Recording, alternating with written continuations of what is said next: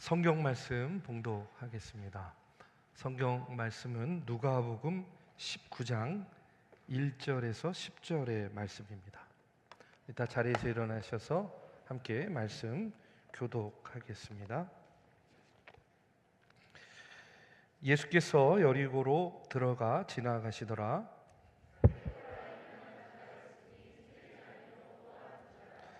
그가 예수께서 어떠한 사람인가 하여 보고자 하되 키가 작고 사람이 많아 할 수 없어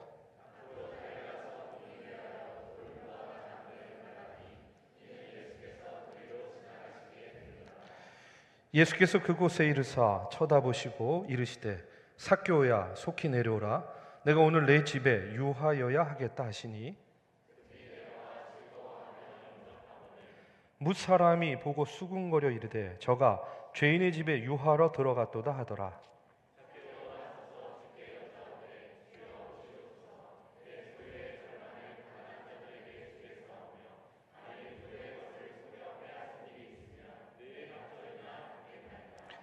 예수께서 이르시되 오늘 구원이 이 집에 이르렀으니 이 사람도 아브라함의 자손이미로다. 인자가 온 것은 잃어버린 자를 찾아 구원하려 함이니라. 아멘. 하나님의 말씀입니다. 아멘. 네, 여전히 익숙해지지 못해가지고 죄송합니다. 오늘 또 귀한 찬양해 주신 우리 플로워십 찬양팀 감사를 드리고요. 늘 이 자리에서 이렇게 영감 있는 찬양을 부를 수 있다는 것이 저에게도 큰 은혜요 기쁨입니다. 아마 함께 예배하시는 모든 분들도 마찬가지라고 생각합니다. 우리 찬양팀, 우리 박수로 한번 좀 격려해 주시면 좋겠습니다. 본인들을 격려하는데 좀 딴짓하고 있어요. 여러분 잘하셨어요. 네, 감사합니다.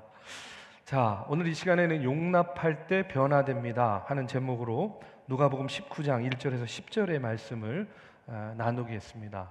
고양이를 오랫동안 키우신 분한테 들은 얘기입니다. 이분이 한 번은 생선으로 반찬을 만들고 있었대요. 그런데 고양이가 와가지고 낼름 생선을 물고 이게 좀 손이 닿지 않는 그런 이제 틈새로 들어갔답니다. 그래가지고 이제 빨리 좀 나와, 고양이야 나와라, 막 이렇게 이제 얼르고 달래도 얘가 안 나오는 거예요. 한 30분 그렇게 실랑이를 하다 보니까 슬슬 화가 치밀어 오르더라는 거예요. 그래가지고 이제 너 나오면 이제 죽었어. 이제 이러고선 빨리 나와 그러다가 결국은요 이 고양이가 이제 나온 거예요. 나오자마자 고양이 목더미를 확 잡은 다음에 아니 이 녀석, 아니 어디 생선을 물고 문틈으로 숨어? 그러면서 고양이를 한번 이렇게 딱 때리려고 손을 딱 들었는데 여러분 이 고양이가 굉장히 지혜로운 고양이였나 봐요. 그 순간에 고양이가요 눈을 딱 감더라는 거예요. 마치 주인님 뜻대로 하시옵소서 하는 그런 모습처럼 눈을 딱 감는 그 고양이의 모습을 보니까 여러분 이 주인이요 고양이를 얼마나 애주중지 예쁘게 키웠겠어요. 반려묘잖아요, 그렇죠? 그러니까는 처음에는 좀 화가 나가지고 한 대 이렇게 때리려고 했는데 딱 그 마음이 고양이의 모습을 보니까 사라지더래요. 그래가지고 이제 고양이를 다시 쓰다듬어 주면서 너 다시는 그러지 마, 너 그러면 안 돼, 이제 이러면서 고양이를 이제 이렇게 쓰다듬어 줬다는 거예요. 그런데 놀라운 것은 그 일이 있은 다음에 이 고양이가요 변화되고 거듭났다는 거예요. 어떻게 변화되고 거듭났냐면은 뭐 고양이 키우시는 분들한테 얘기 들어보면 고양이 키우기가 굉장히 까다롭대요. 우리 세리 자매 집에도 페르시안 고양이 있습니다. 신방을 갔는데요, 얘가요 저를요 막 이렇게 어디 탁자 같은 데 올라가가지고 굉장히 도도하게 딱 너 뭐니? 뭐 이렇게 바라보더라고요. 말도 잘 안 듣고 이렇게 뭐 이렇게 정도 잘 이렇게 개처럼 이렇게 주고받기 어렵다 그러더라고요. 근데 이 고양이가 그 일이 있은 다음에 어떻게 변화됐냐면 개처럼 변화됐대요. 강아지처럼. 그래가지고요 이 고양이가 오라 그러면 오고, 그전에는 안 그랬는데 가라 그러면 가고, 막 어떨 때는요 막 이렇게 발라당 뒤집혀, 이거 강아지가 하는 거잖아요. 그렇죠? 그렇게 뒤집혀 가지고 막 애교도 부리고 그러더라는 거예요. 여러분, 제가 이 이야기를 들으면서 그런 생각이 들었어요. 아니, 어떻게 이렇게 고양이가 강아지처럼 변화되는 그런 역사가 일어났는가? 저는요, 이 주인이 보여준 그런 맞아야 될 상황이었잖아요.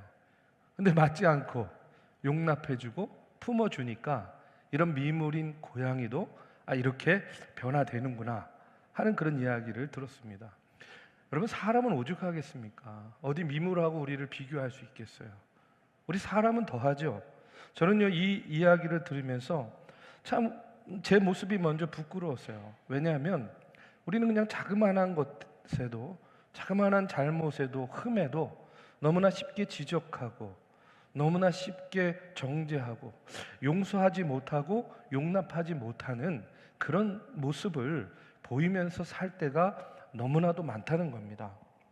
여러분, 변화는 용납을 통해서 오는 겁니다.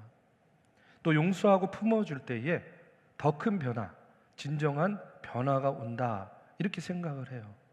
오늘 우리가 잘 아는 말씀입니다.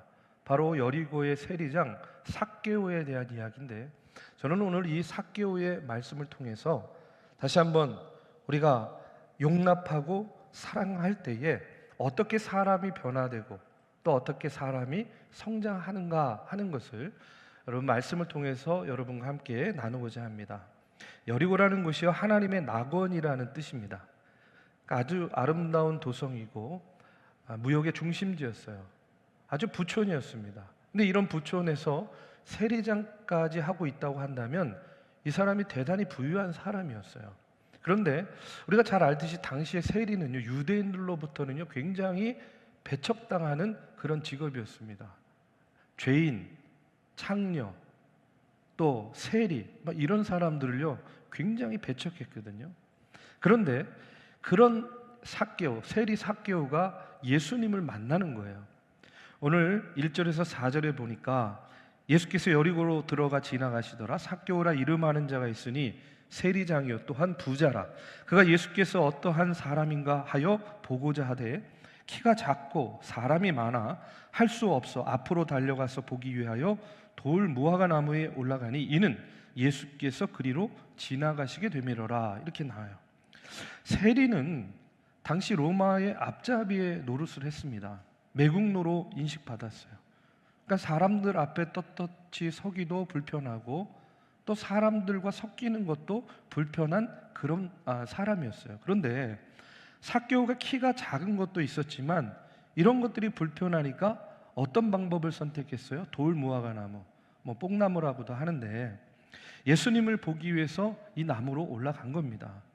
그런데 그가 그 예수님을 만나고 보자마자 그에게 변화가 일어나요. 변화됩니다. 여러분, 이제 오늘 말씀 5절에 보면 예수께서 그곳에 이르사 쳐다보시고 이르시되 삭개오야 속히 내려오라 내가 오늘 내 집에 유하여야 하겠다 하시니, 이렇게 이야기해요. 자, 삭개오의 변화되는 과정을 보면요, 예수님이 삭개오를 만났을 때에 삭개오야 나를 믿어라, 예수 믿어라, 이런 이야기 하시지 않았어요. 그에게 복음을 전하지 않았습니다. 그런데 예수님은 그냥 한마디 한 거예요. 내가 네 집에 좀 유하여야 되겠다, 묵어야 되겠다. 그런데 이런 상황 가운데에서 삭개오가 변화가 되는 거예요. 그럼 그 변화의 원동력이 어디에 있었는가? 저는 이렇게 말씀드리고 싶어요. 바로 예수님이 보여주신 용납과 수용의 모습 때문에 삭개오가 변화됐다는 거예요. 사실 삭개오의 입장에서 보면 대단히 감격스러운 일입니다. 왜 그러냐면 아무도 상종해주지 않던 자기 자신을, 그것도 다른 사람도 아닌 예수님께서 만나주신 거예요. 그리고 그냥 만나주신 것뿐만 아니라 너네 집에 내가 유하여야 되겠다, 머물러야 되겠다 라고 이야기를 해주시는 거예요. 그러니까 얼마나 감격스러운 일이에요. 그런 모습을 보면서 사람들이 수군댑니다. 그런데 예수님은요 전혀 개의치 않아요. 모든 사람이 삭개오를 비난할 때에도 예수님 그냥 아무 말 안 하는 거예요. 같이 비난하지 않았습니다. 야, 너 얘기 들어보니까 세리하면서 우리 동족들을 그렇게 괴롭혔다면서 너 왜 매국노 같은 일을 했어? 왜 동족의 피를 빨아먹었어? 그 많은 직업 중에 왜 하필이면 세리를 했어? 뭐 이렇게 따지지 않았다는 거예요. 비난하지 않았다는 겁니다. 그냥 그의 옆에서 삭개오가 받는 비난을 예수님도 그냥 같이 묵묵히 받아주신 거예요. 자신의 옆에 있는 예수님을 바라보는 것만으로도 여러분 삭개오에게는 얼마나 큰 힘이 됐을까요? 그렇죠? 자, 봐. 예수님 내 편이야. 뭐 이런 마음 아니겠어요? 이런 느낌 아니겠습니까? 또 마찬가지로 예수님도 그냥 말하지 않아도 예수님의 마음도 이런 거라고 생각해요. 삭개오야, 내가 네 마음 알아. 내가 네 아픔 알아. 너도 오죽했으면 세리가 됐겠어. 세리의 역할을 하면서도 네 마음에 얼마나 불편함과 얼마나 부담감이 있었겠어. 내가 네 마음 다 알아. 네 마음 편치 않았다는 거 다 알아. 네가 왜 나를 보기 위해서 나무에 올라갔는지도 내가 그 마음도 다 알아. 예수님의 마음이 또 삭개오의 마음이 서로 말하지 않아도 다 같이 느껴지고 전해졌을 거라고 저는 생각을 합니다. 때로는 100마디 말보다 그저 옆에 있어 주는 것만으로도요, 큰 힘이 되는 경우가 얼마나 많은지 몰라요. 김영석 목사님이 제 옆에 있는 것만으로도요, 저는 얼마나 힘이 되는지 몰라요. 예? 목사님의 얼굴을 보는 게 하나님의 얼굴을 보는 것 같습니다. 아니, 진심이에요. 100마디 말보다 때로는 그저 옆에 있어 주는 것만으로도 힘이 돼요. 힘이 되는 관계가 있어요. 지금 예수님과 삭개오의 만남, 지금 예수님과 삭개오의 관계가 저는 바로 그와 같을 거라고 생각하는 거예요. 이 일을 통해서 이제 그 삭개오의 마음이, 삭개오의 영혼이 열리게 된 거예요. 예수님께 그가 마음과 영혼을 드리기 시작합니다. 이때부터 변화가 일어나요. 그의 인격이 변화돼요. 그의 우선순위가 달라지고 변화돼요. 그가 죽음에서 생명으로 살아나기 시작하는 생명의 변화가 일어나는 겁니다. 여러분, 용납할 때 변화되고 이렇게 마음 한번 품어주면요, 그 영혼이 살아나기 시작하는 거예요. 그가 어느 정도로 변화됐는가? 8절에 보니까 삭개오가 서서 주께 여짜오되 주여 보시옵소서, 내 소유의 절반을 가난한 자들에게 주겠사오며 만일 누구의 것을 속여 빼앗은 일이 있으면 내 갑절이나 갚겠나이다. 이렇게 이야기해요. 여러분, 삭개오의 주인이 바뀌었어요. 삭개오의 주인은 이전에는 돈이었습니다. 그런데 예수님을 만난 다음에 주인이 바뀌었어요. 누구로 바뀌었느냐? 예수님으로 바뀐 거예요. 삭개오처럼 돈을 바뀌던 사람도 없었을 겁니다. 삭개오처럼 돈이 하나님이 된 사람도 없었을 거예요. 오죽하면요, 이름과 가문, 동족, 믿음 이런 거 다 팔아가면서 세리 역할을 감당했겠습니까? 그런데 예수님께 이 마음이 열리니까 돈에서 마음이 떠나고 돈으로부터 자유하게 된 거예요. 이제까지 삭개오의 주인이 돈이었는데 예수님이 인생의 주인이 된 거예요. 무엇을 통해서? 용납을 통해서. 예수님의 그 수용을 통해서 그렇게 됐다는 겁니다. 여러분, 예수님은 삭개오를 만났을 때에 정죄하지 않았어요. 판단하지 않았어요. 묻고 따지지 않았습니다. 예수님은 그저 삭개오의 곁에서 하신 일이 무엇이냐? 그를요 받아주고 그를 수용해 준 것뿐이었어요. 그를 부르시고 그와 함께 그가 받는 비난을 같이 받아주시고 무엇보다 그에게 축복을 해주십니다. 9절에 보니까 예수께서 이르시되 오늘 구원이 이 집에 이르렀으니 이 사람도 아브라함의 자손이미로다. 축복해 주시는 거예요. 오늘 구원이 네 집에 임했어. 너도 아브라함의 자손이야. 축복해 주고 축하해 주고 같이 기뻐해 주는 거예요.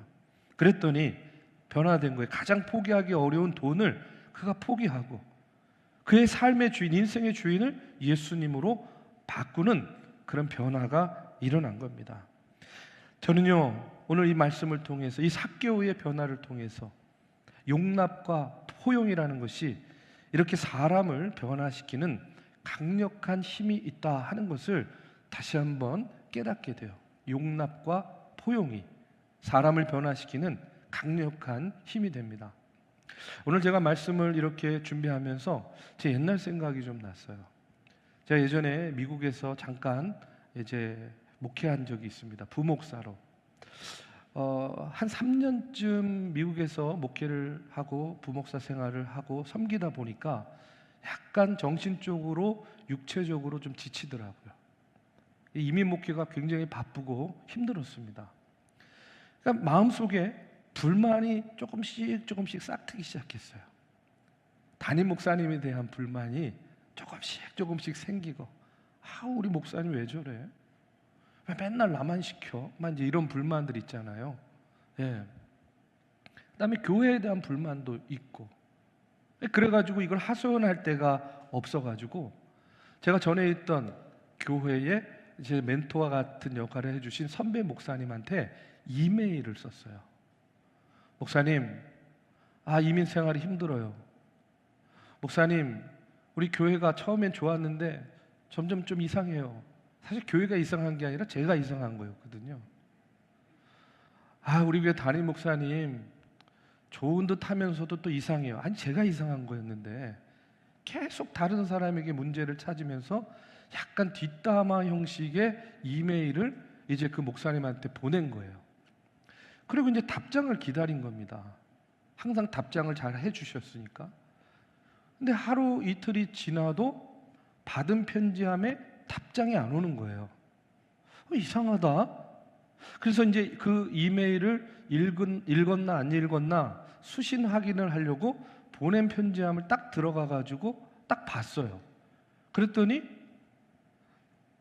정말 제 인생의 가장 치명적인 실수였는데, 그분한테 보낸다고 보낸 이메일이요, 우리 담임 목사님한테 보낸 거예요. MSG 요만큼도 없습니다. 완전한 사실입니다. 이메일을 담임 목사님한테, 제가 왜 그랬는지, 제가 그런 실수 전혀 안 한 사람이거든요. 근데 그거를 확인한 순간 정말요, 앞이 캄캄해지고 정말 등골이 오싹해지고, 이걸 어떻게 하나 딱 봤더니 이미 수신 읽었어요. 예, 읽었어 그것도. 근데 그것을 확인한 순간부터 제가요, 이 담임 목사님을 어떻게 보나. 담임 목사님 지나갈 때마다 눈치 보게 되고 움찔 놀라게 되고, 담임 목사님한테 이제 욕먹을 걸 생각하니까 앞이 캄캄했어요. 근데 하루 이틀 지났는데 아무 반응이 없는 거예요. 그러니까 저 더 불안해지는 거잖아요. 빨리 그냥 욕먹을 거 욕먹자, 이런 마음인데, 근데 한 4일인가 5일 지나가지고 방으로 오라는 거예요. 그래서 올 것이 왔구나, 이제 드디어. 방을 딱 갔습니다. 근데 이 목사님이요, 저를 딱 보더니 그러는 거예요. 이 목사, 근데 내가 며칠 전에 이메일 하나를 받았는데 그 내용을 보면 아무래도 나한테 보낸 것 같지는 않아. 이렇게. 당연하죠. 거기에 본인 욕도 써 있고 교회에 대한 욕도 써 있는데 그걸 뭐 본인에게 보냈겠습니까? 근데 이 목사님이, 우리 담임 목사님이, 아무리 내가 몇 번을 읽어봐도 자기에게 보낸 것 같지 않다는 거예요. 혹시 잘못 보낸 것 같다는 거예요. 그래가지고 제가, 맞아요 목사님, 제가 사실은 좀 힘들어서 좀 하소연하려고, 그 목사님도 잘 아는 목사님이에요. 제가 보내려고 했던 그 목사님, 그 아무개 목사님한테 보낸다는 것을 실수로 목사님한테 보내게 됐습니다.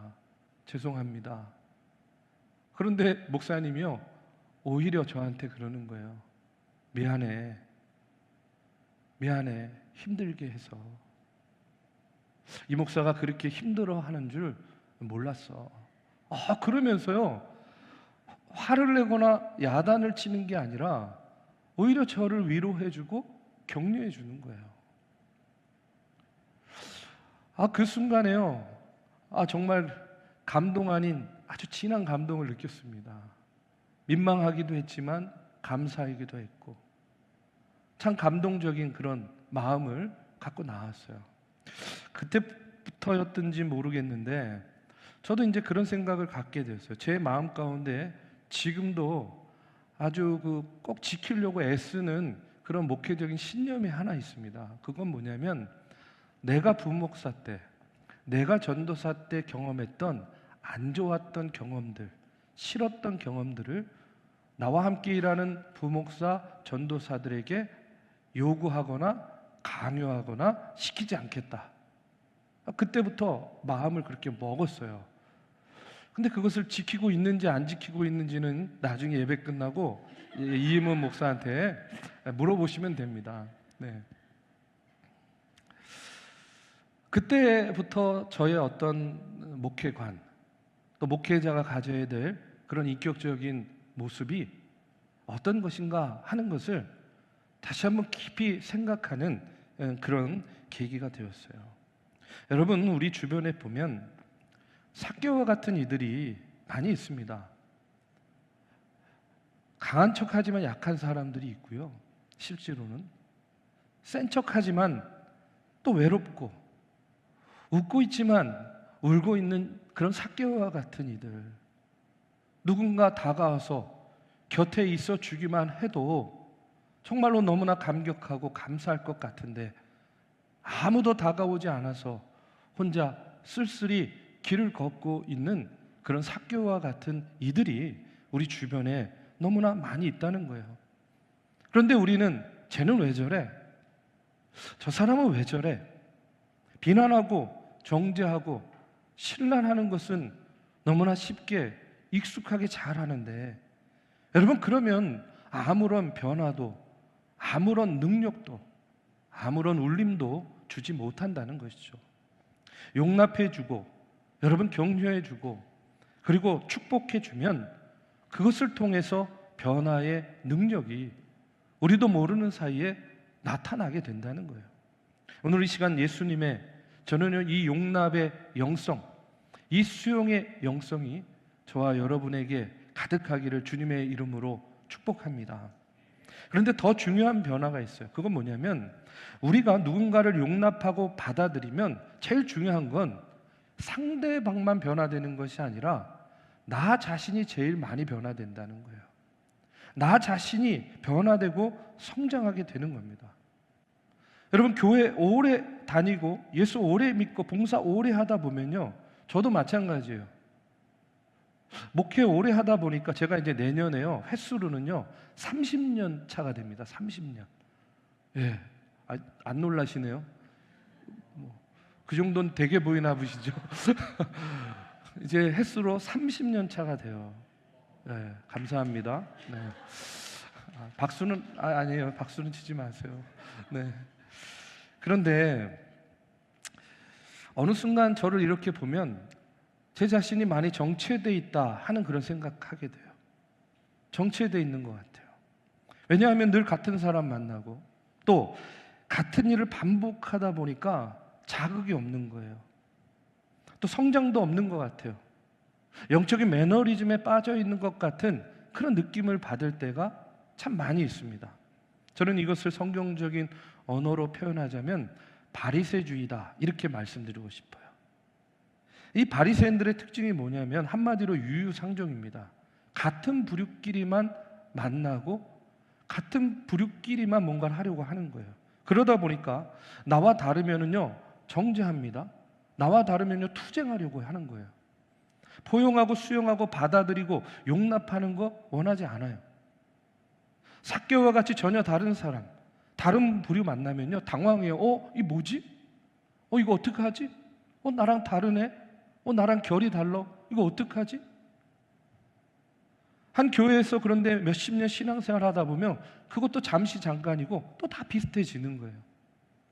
일을 보는 관점도 비슷하고 또 해결하는 방식도 비슷하고 심지어는요 싸우고 다투는 그런 모습도 비슷해지는 겁니다.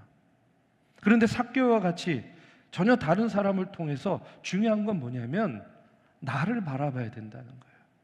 나와 다른 남을 통해서 그와 다른 나를 보는 것이 성장의 원동력이 된다는 겁니다. 우리가 바리새인들과 같은 열심이 있어요. 그런데 열심만 가지고는 사람을 변화시킬 수가 없다는 거예요. 열심만 가지고는요, 나를 변화시키는데도 대단히 한계가 있습니다. 그렇기 때문에 우리에게 필요한 것은 열심 위에 나와 다른 사람을 수용하고 또 용납할 수 있는 그 마음이 있을 때에 다른 사람뿐만 아니라 제일 중요한 건 누가 변화된다고요? 내가 변화되고 내가 더 성장하게 된다 하는 그런 사실입니다. 마지막으로 용납하고 포용한 다음에 우리가 해야 될 일이 뭐냐? 저는요, 겸손하게 섬기는 거라고 생각해요. 제가 이런 이야기 들었습니다. 어떤 예수 잘 믿는 군인이 계셨는데 이분이요, 장군님이었어요. 별. 뭐 여자들은요, 별의 의미가 뭔지 몰라요. 근데 군대 갔다 오신 분들은 이 별이요, 대단한 겁니다. 막 사단장. 별 하나만 떠도 군대는요, 대단히 엄청난 거거든요. 이 장군님인데 이분이요, 열심히 교회를 다니시는 분이었어요. 하루는 목사님이 이 장군님한테 부탁을 한 거예요. 교회에 나와가지고 좀 봉사를 해주세요. 저는 뭐 할 수 있는 게 별로 없는데 제가 뭘 하면 좋을까요? 다른 건 필요 없고요, 장군님 30분만 일찍 나와가지고 교회 앞에 서서 주보 나눠주는 봉사를 좀 해주세요 하고 요청을 한 거예요. 그러면 그 정도는 제가 할 수 있을 것 같습니다. 이제 이렇게 하고 이 장군님께서 매주 이제 나오셔가지고 제복을 딱 갖춰 입고, 별단 제복을 딱 갖춰 입고 나와가지고 주보 나눠주는 봉사를 하는 거예요. 그러면서 이제 병사들이 오면 충성하면서 주보를 나눠주는 거예요. 다 충성. 처음에는요, 2등병, 1등병이 얼마나 당황하겠어요. 장군님이 주보를 나눠주는 거예요. 거기다가 오면 충성 격려를 먼저 해주시는 거예요. 근데 이게 부대 내에 소문이 난 거예요. 어떻게 소문이 났냐면, 야, 교회 가면 장군한테 격려받는다, 이렇게 소문이 난 거예요. 그래가지고 2등병, 1등병이요 전부, 야, 너네 장군한테 한번 격려받고 싶어? 그러면 교회 가자. 이래가지고요, 병사들이 서로 그 장군한테 격려받겠다고 교회로 나오기 시작했다는 거예요. 여러분, 저는요, 이런 생각을 합니다. 중요한 것은 뭐냐면 2등병이 장군한테 격려하면요, 아무런 변화도 감동도 없습니다. 그런데 장군이 2등병한테 격려하면요, 이게요, 역사가 나타나는 거예요. 역사가 나타나는 겁니다. 예수님은 당시에 삭개오가 나무 위에 올라가야만 볼 수 있을 정도로 인기가 대단한 분이었는데, 그런 예수님이 삭개오를 용납하고 받아들여 주신 것만으로도 여러분, 삭개오는요, 변화되었다는 거예요. 완전히 변화되었습니다. 주님은 저와 여러분에게 사명을 주셨어요. 10절에 보면 인자가 온 것은 잃어버린 자를 찾아 구원하려 함이니라 하고 이렇게 사명 주셨습니다. 잃어버린 자를 찾아 구원하는 일, 우리가 어떻게 하겠냐는 겁니다. 우리가 겸손하게 예수 그리스도를 증거하고 우리가 겸손하게 섬기는 모습을 보여줄 때에 여러분, 이것에 첫 발을 띄는 거라 저는 그렇게 믿습니다. 나누고 베풀고 섬기는 일, 그렇기 때문에 우리가 열심을 다해야 되는 거예요.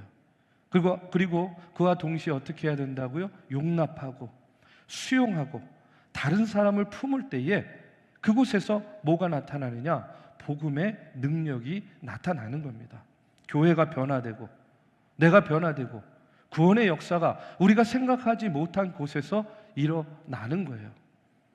여러분, 우리가 열심만 가지고 바리새인의 뒤만 쫓아가는 신앙이 아니라 예수님 닮은 그런 섬김으로, 그런 수용과 용납의 모습으로 우리가 하나님의 사명을 감당하는 그런 우리 중앙의 플로우 워십 청년, 청장년 우리 모두가 되기를 주님의 이름으로 축복합니다.